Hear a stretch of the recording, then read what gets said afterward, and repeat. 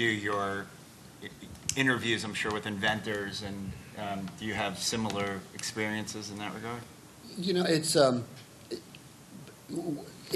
uncomfortable pattern that happens a lot is if you talk to people at the beginning of a case, you know, what happened, what do you know about this product, you know, what was the story when you got, you know, when you did the original patent application.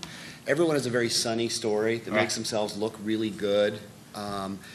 And, you know, you all know, it's always, then it's awkward when, you know, a year later, people are saying, well, you know, maybe we shouldn't have done that in hindsight. I don't know, that wasn't the best decision.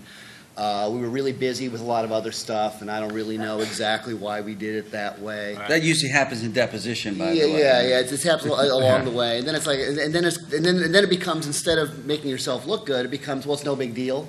Everyone's sort of efforts shift, and it would be really nice to have a better sense of that on day one. But I think also Kaspar and I talked about the pre-litigation context of how we use these tools. Pre-litigation's key. If your company's about to file a lawsuit or make an investigation as to pursue some course of action, or any client, the screening process is very important, and I think that this is an important tool.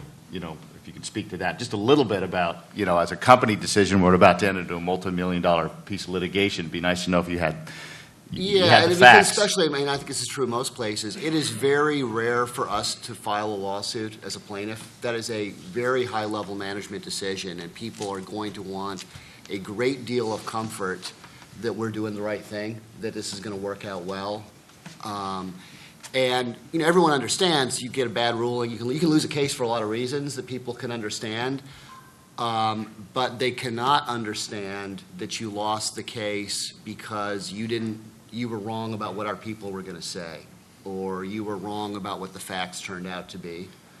But there's a limited amount of investigation you can realistically do. And yeah, unfortunately, sometimes it's the crazy email that pops up that nobody knows about, but sometimes it's yeah, you know, in hindsight, that wasn't the best decision. And people know that on day one. People know, but they're trying to make, you know, if you sit down with someone and you ask them questions in a friendly manner, which you generally are going to do, people are going to remember things in a way that I don't think they're actively lying. It's not like saying I wasn't there.